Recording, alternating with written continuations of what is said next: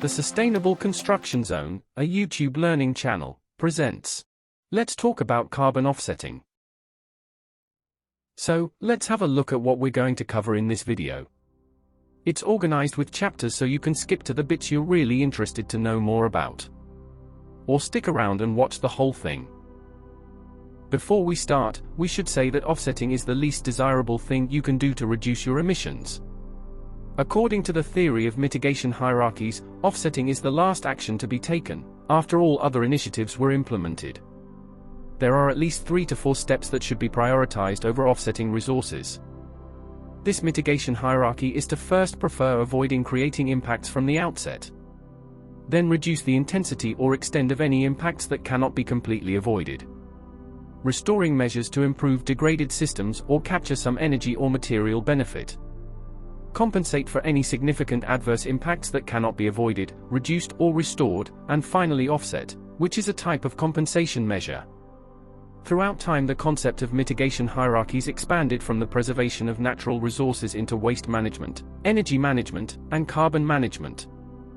Carbon offsetting is the process of negating emissions which have been released into the atmosphere. It is the tool used to finance the removal or reduction of residual greenhouse gas emissions of an organization or product. It is not a replacement for actual reduction activities. Carbon offsetting schemes involve different methods to reduce or remove greenhouse gas emissions, with varying levels of credibility. Renewable energy projects, reforestation and afforestation, methane capture, carbon capture and storage, CCS, and avoided deforestation are all examples of offsetting schemes. If done properly, offsetting can contribute to net zero strategies, especially in hard-to-decarbonize sectors. However, if not done well, can be seen as greenwashing and create negative unintended consequences for people and the environment. Why might you want to offset? Acting on unabatable emissions.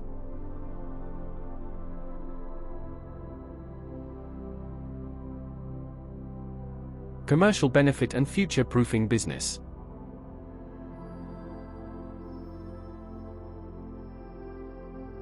Improve investor relations.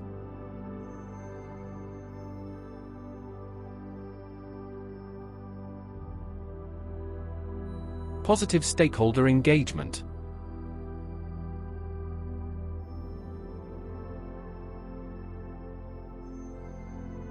And deliver multiple sustainable development benefits.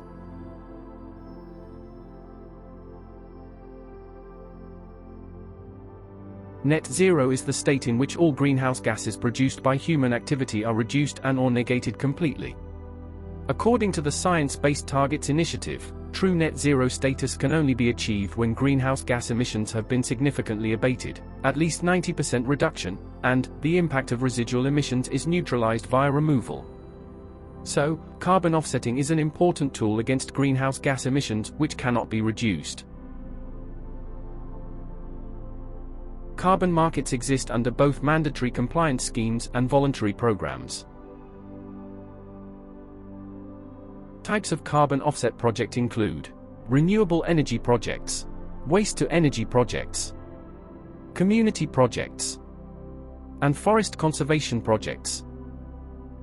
Offset projects generate tradable instruments known as carbon credits. Credits are transferable instrument used to represent an emission reduction of 1 metric ton of carbon dioxide, or an equivalent amount of other greenhouse gases. Credits are purchased through a variety of methods. Investing directly in the offset project. Contracting directly with the project developer for the credits once they are issued. Purchasing credits on an exchange. For example, American Carbon Registry, Market, or Vera. Purchase from an offset credit broker, who has previously purchased credits from a project developer or exchange. Purchase from a retailer. The purchaser of an offset credit can then retire it to claim the underlying reduction towards their own greenhouse gas reduction goals. Key concept is that offset credits are used to convey a net climate benefit from one entity to another. So, you've decided you need to do some offsetting. What do you need to know? A good acronym to remember is that for it to be a good quality offset, it must be valid. V is for verifiable. It's important there is a robust audit trail, so others can easily see where and how the carbon has been saved and that the numbers stack up. A is for additionality. The carbon savings must be additional to what would have happened anyway. We should only count carbon that has been saved as a result of the offsetting. L is for leakage being avoided. We're not just shifting the emissions somewhere else as a result of these activities. I is for impermanence being avoided. In other words, it's got to last. Carbon savings need to be sustained over a period of time. And D is for double counting. It must not occur. Reductions in carbon must only be claimed once, and credits should be retired once they have been claimed. Nowadays, offset projects are invariably verified by a third-party standard. Some of the main ones are the Verified Carbon Standard and Gold Standard offsets. The Verified Carbon Standard, also known as VCS or Verra. Verra approves about 3/4 of voluntary offsets.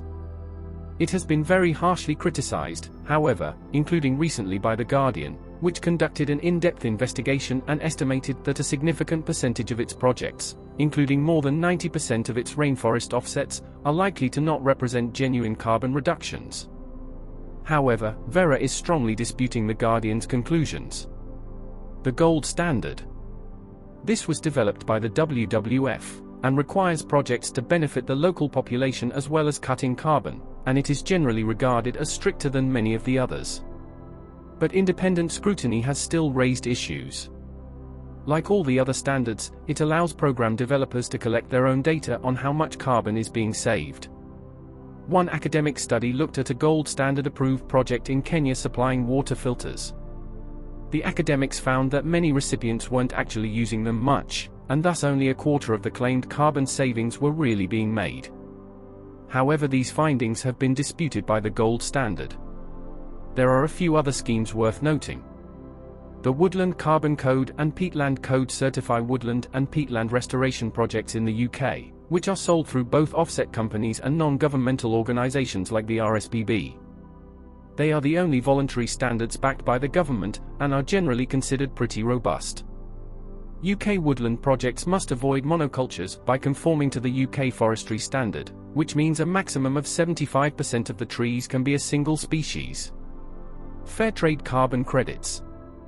The Fairtrade Climate Standard is an add-on to the Gold Standard, launched in December 2015. Fairtrade carbon credits are gold standard carbon credits with the addition of Fairtrade standards like labor standards, a price floor and a premium. Social carbon, and the Climate, Community and Biodiversity (CCB) standards. Like Fairtrade carbon credits, these are also add-on standards that intend to ensure that the local community and biodiversity benefit from the offset. They do not quantify or verify quantities of carbon saved. This diagram is taken from the UK Green Building Council Net Zero Carbon in Building Guidance on Offsetting. It provides a set of principles that can be used to evaluate and determine the residual emissions to be offset, and how to go about doing the offsetting. Offsets can be purchased for net zero carbon in construction at practical completion, and net zero in operation in relation to operational energy, and the amount should be commensurate with the residual carbon impacts that are being accounted for. Transition funds are opportunities for organizations and individuals to show leadership and initiative in relation to carbon offsets. An explicit price tag is placed on carbon in pounds or dollars per ton of carbon dioxide equivalent, and this price is applied to any residual carbon emissions following a carbon accounting process.